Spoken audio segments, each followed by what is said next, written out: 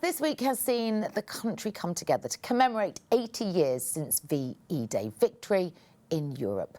And the Royals have led the celebrations across the week, ending with a spectacular concert at Horse Guards Parade last night here in London. And earlier in the day, there was the Thanksgiving service hosted at Westminster Abbey, which was also pretty special. Russell, you were there. Very big occasion. Very big occasion, you know. It's moments in this job that you feel that you're really privileged position to be witnessing what's happened this week, you know, all about the veterans. People often ask, you know, what's the point of the royal family sometimes? And I think that this is absolutely what they do best, because it's right that we've been commemorating their greatest generation. And I was at the Buckingham Palace tea party with dozens of veterans, the royal family, the King and Queen, the Prince and Princess of Wales were there, other senior members of the family, listening to their stories. You know, it wasn't about them this week. It was all about the veterans and their families, and listening to the stories of the people that, you know, never came home as well. And this is Alfred Littlefield, and here we see him in conversation with two future kings. Yeah, this was incredible, really. I mean, Prince George's biggest engagement to date. And I thought he... And what is he now, 11? He's 11. I mean, I thought he handled himself remarkably well. I mean, speaking to the veterans, I was speaking to Alfred afterwards, and he'd said, you know, he was absolutely astonished by the questions George was asking. You know, he had a real interest in the period. He was asking him about his service. What was it like on D-Day? You know, were you frightened? And when you're looking at George being sort of put forward, as he is at the moment, we've seen him with, you know, his siblings mostly, but this was a really important moment because the pictures and the imagery that we saw on Monday will last forever. And I think, you know, when you're looking forward to him becoming king, the fact that he sat down and listened to the stories of the veterans on such a tremendous occasion, listening to them intently, will really shape his future. Absolutely. I mean, Sarah, the day and the week actually has been extraordinary in terms of recognising the importance of celebrating 8 decades of peace here in Europe, despite the fact that wars are raging around the world right now. Timothy Spall kicked off the military procession, which was started by a 101-year-old RAF veteran, Alan Kennett. And Timothy, who famously played Winston Churchill in the King's Speech, recited some of those rousing, moving words that really matter as much today as they ever have, right? They really do. And I think what was so powerful about the way in which the Royals have marked VE Day was the future generations being a part of it, as Russell's described, with George listening and learning. You know, sadly, they are dwindling in their numbers, the Second World War generation, and the power of being able to hear those stories firsthand for someone who will be our future king, but also our future head of the armed forces as well. Really, really important. But there's nods to the past as well. Hearing Timothy Spall reciting Winston Churchill's words again. Winston Churchill's great-great-grandson lighting a candle in Westminster Abbey. The choice of the brooch by Camilla, the 12th Royal Lancers brooch. That was her father's regiment. Of course, and he saw action. And he saw active service. He was a prisoner of war. She had revealed in one of her conversations with a veteran about how he was shot through the head. The bullet went in and came out the other side, narrowly avoiding death. But also the uniforms that were chosen, the King wearing the Royal Naval dress uniform as his grandfather, King George VI, had when he stepped out onto the balcony on VE Day 80 years ago. Just those really, really significant touches. And you're right, that, I mean, look, you see that there on the balcony. And that's exactly as, you know, we see Anne there wearing pretty much exactly what her mother wore. The first aid nursing yeomanry uniform that her mother had worn. And actually, the King there, you know, replicating that image, and you saw the two images side by side, didn't you, of the King and Queen on the balcony this week and the King and Queen on the balcony 80 years ago. And it's really important, that continuity.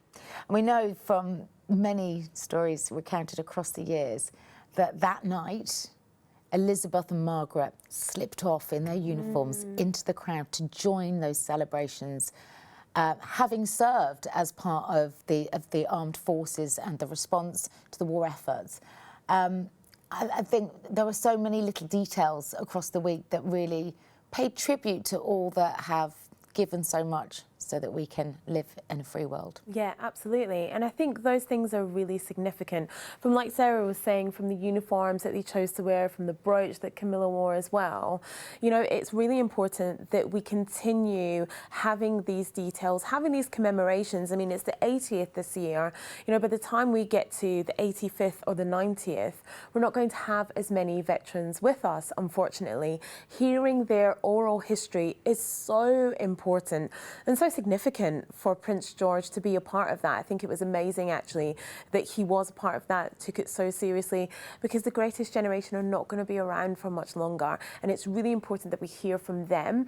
And although we have, you know, this incredible display of unity from the royal family on the balcony, we weren't sure if they were going to be on the balcony, and they did show up. For the fly past, yeah. Absolutely. But I think it's really important that it was about the veterans, and they were really centred in this celebration. I think the royal family really gave the nods to them, gave the space to them to be able to be front and centre, and that is so important. But it wasn't just history that was acknowledged. There was also a really powerful moment, I thought, Russ, with during the parade when the Ukrainian troops passed by, and these are troops that are being trained here by the British Armed Forces to go back home and defend themselves against Russian troops. Absolutely, and you talk about peace in Europe. I mean, it's ongoing at the moment, this incredible war that's gone on for 3 years. I mean, talking about symbolism as well, we had NATO forces as part of that, parade, as well as the Ukrainian forces.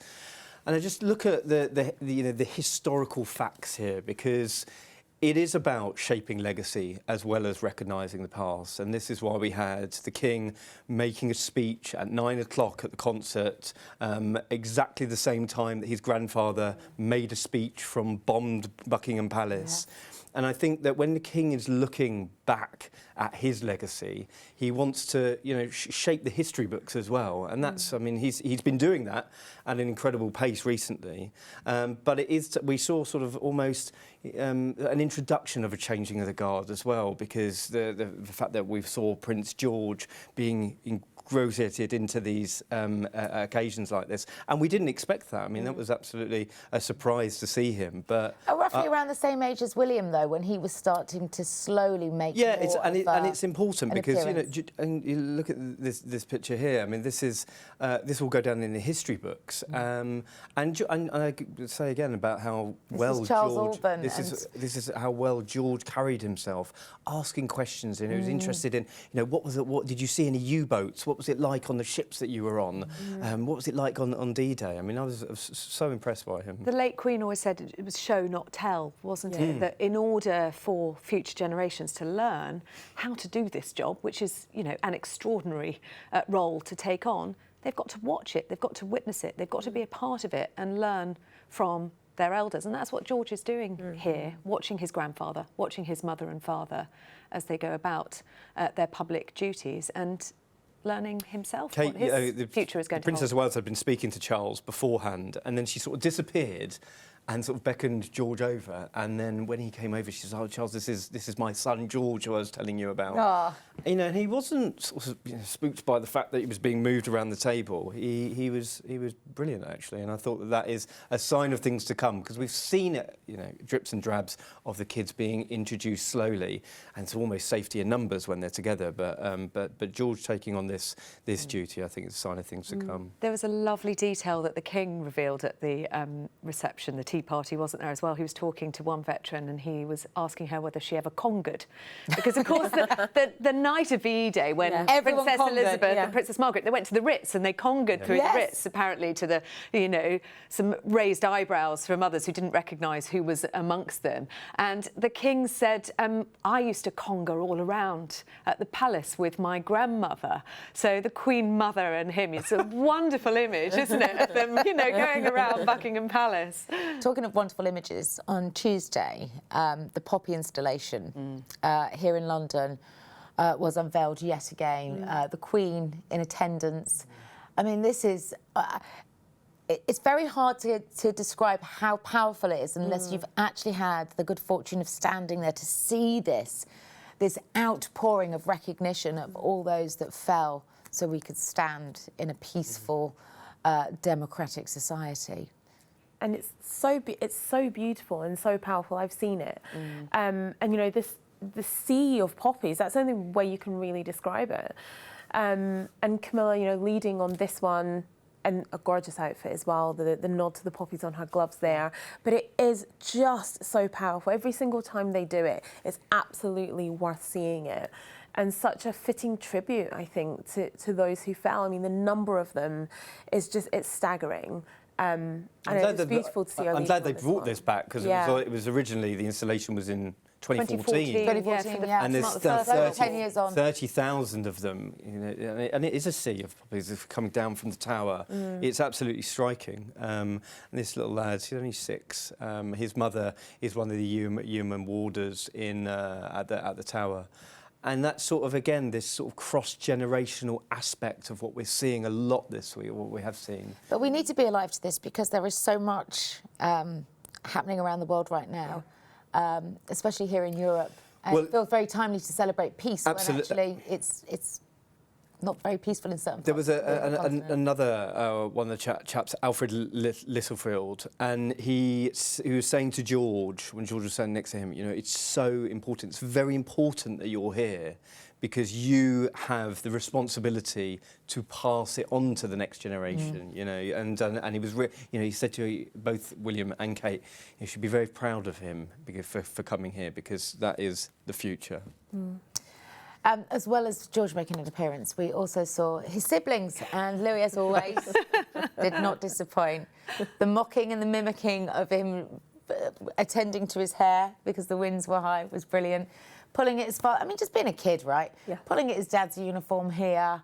Yeah, Louis never disappoints, does he? Never. I hope we're not putting too much undue attention on him, though, and pressure to perform at such a young age, when he's still figuring out what kind of kid he is. Yeah, I mean, I love that mischievous side of him has not been stamped out of him at all. And he feels quite comfortable in public, just being himself, you know, and you never really see him being chided for it. I mean, the hair flipping thing was brilliant. Funny. It was absolutely brilliant. I've got 2 boys, and that resonated with me, because that's a very familiar dynamic, isn't it? The little one mocking the big one, and then George kind of giving him the death stare. Yeah. Like, it was brilliant. With the ring. Yeah, exactly. It was wonderful.